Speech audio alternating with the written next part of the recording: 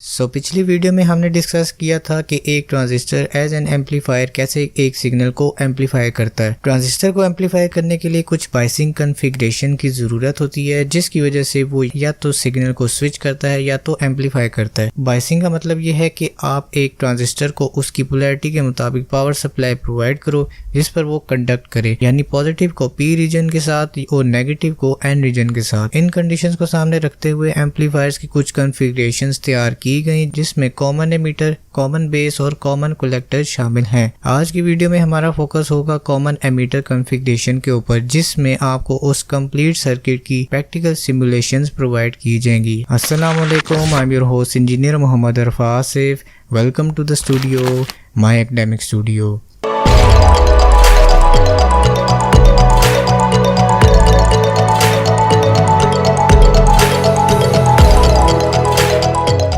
Based on the queries of over audience, us video میں ان queries کو سامنے رکھتے ہوئے آئی ہوپ آپ کے سب ڈاؤٹس کلیئر ہو جائیں گے۔ اگر میں سینیریو کی بات کروں تو یہ ایک این پی این ٹرانزسٹر کا اسٹرکچر ہے۔ یہاں پر اگر میں ان این اور پی ٹرمینلز پر بیٹری کا کنیکشن کروں تو این کے ساتھ نیگیٹو اور پی کے ساتھ بیٹری کا پازیٹیو ٹرمینل ہے، تو یہ کیس آئے گا کہ یہ سائڈ ہماری فارورڈ بائسڈ ہو گئی۔ اگر دوسری سائڈ پر میں این کو پازیٹیو بیٹری ٹرمینل کے ساتھ کنیکٹ کر دوں اور پی کو نیگیٹو بیٹری ٹرمینل کے ساتھ کنیکٹ کر دوں تو یہ کیس آئے گا ایک ریورس بائسنگ کا۔ اب اس میں مینشن کر دیتے ہیں ٹرانزسٹر کے کلیکٹر، بیس اور ایمیٹر ٹرمینلز۔ اگر پچھلے سینیریو کو ریپیٹ کریں تو یہ وہ چیز ہے جس میں فارورڈ اور ریورس بائسنگ میں نے بتائی۔ یہاں پر اس این پی این اور کلیکٹر، بیس اور ایمیٹر کا نام دے دیا۔ کلیکٹر سے بیس کی طرف جو بیٹری لگی ہے وہ ریورس بائس ہے کیونکہ وہ پولیرٹی چینج ہے۔ ایمیٹر سے بیس پہ جو بیٹری لگی ہے وہ فارورڈ بائس ہے کیونکہ پولیرٹی سیم ہے۔ یہاں پر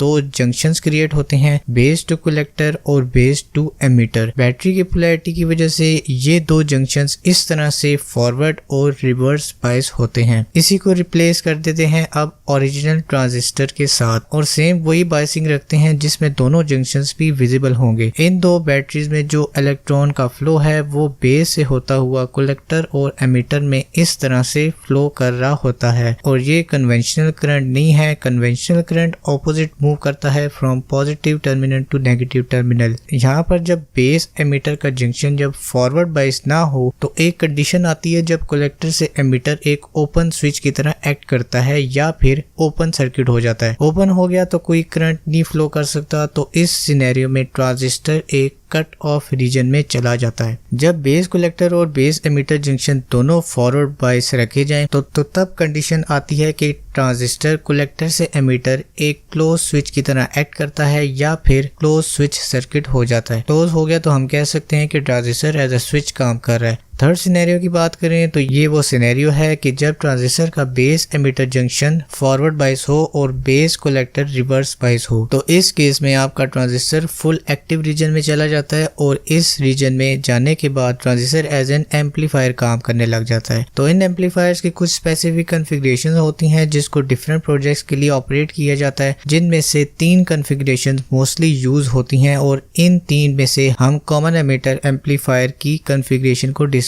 کریں گے۔ ہر ایمپلیفائر میں اے سی اور ڈی سی سگنل کمبائن ہو کر آپریٹ کرتے ہیں۔ کامن ایمیٹر ایمپلیفائر ایک ایسا سرکٹ ہے جس میں ٹرانزسٹر کے ایمیٹر کو کامن کیا جاتا ہے دونوں بیٹری ٹرمینل کے ساتھ۔ اس ایمپلیفائر میں بیس پر ان پٹ دیا جاتا ہے اور کلیکٹر پر آؤٹ پٹ لیا جاتا ہے، اور وہ آؤٹ پٹ ایک انورٹڈ آؤٹ پٹ ہوتا ہے، یعنی ان پٹ کو 180 ڈگری کا فیز شفٹ ملتا ہے اور کلیکٹر میں وہ سگنل ہمیں انورٹ ہو کے ملتا ہے۔ تو let's see the main circuit, جس میں آپ کو اس کے کمپوننٹس کے ساتھ اس کی فنکشننگ بھی پرووائڈ کی گئی ہے، اور اس میں دیکھا جائے گا ایک انورٹڈ سگنل کیسا ہوتا ہے۔ تو یہ ہے ہمارا سرکٹ جو کہ ایک کامن ایمیٹر ایمپلیفائر ہے۔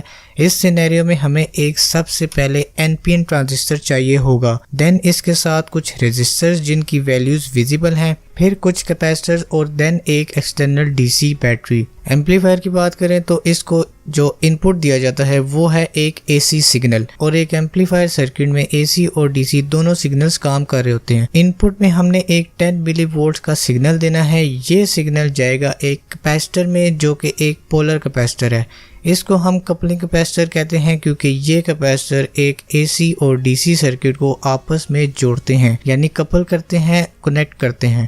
کیپیسٹر اس سرکٹ میں آنے والے DC سگنل کو بلاک کر دے گا اور AC سگنل کو الاؤ کر دے گا تاکہ ہمیں ایک پیور سائن ویو ملے۔ دین یہ AC سگنل گزرتا ہے ایک وولٹیج ڈیوائیڈر 22 سے، جس میں 3 ریزسٹرز ٹرانزسٹر کے ساتھ کنیکٹڈ ہیں۔ ان کامن پوائنٹ سے بیس ٹرمینل کو ان پٹ پرووائڈ کیا جاتا ہے اور یہ وولٹیج ڈیوائیڈر 22 انشور کرتا ہے کہ پورے سرکٹ میں جو DC سگنل ہے وہ پرووائڈ کیا جا رہا ہے یا نہیں۔ یہاں پر ایمیٹر ٹرمینل پر ایک ریزسٹر کنیکٹڈ ہے، اس کے ساتھ ایک کیپیسٹر۔ یہ کیپیسٹر اس ریزسٹر کو بائی پاس کر دے گا یا ختم کر دے گا کیونکہ ریزسٹر سے DC سگنل گزر رہا ہے اور کیپیسٹر DC سگنل کو بلاک کرتا ہے، اور ایمپلیفائر میں ہمیں DC نہیں بلکہ AC سگنل چاہیے جو کہ ایمپلیفائڈ ہو، تو اس کو بائی پاس کرنے کے لیے اس کیپیسٹر کو لگایا ہے۔ تو اب ہم کنیکٹ کرتے ہیں آسیلوسکوپ کو اور دیکھتے ہیں کہ ہمیں کیا ریزلٹس ملتے ہیں۔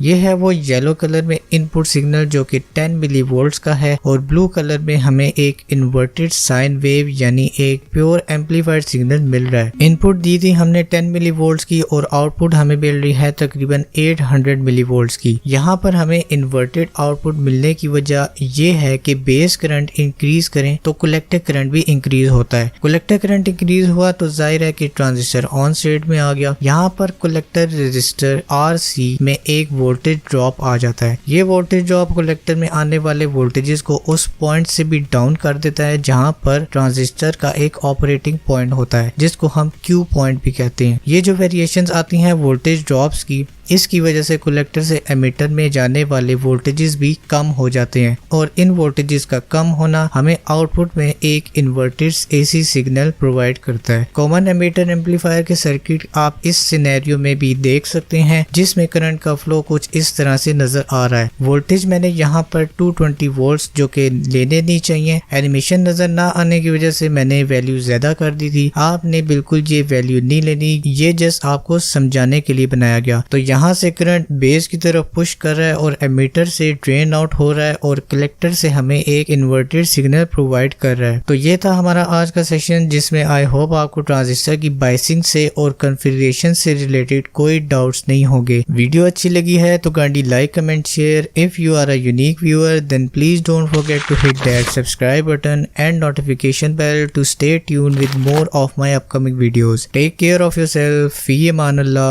Goodbye.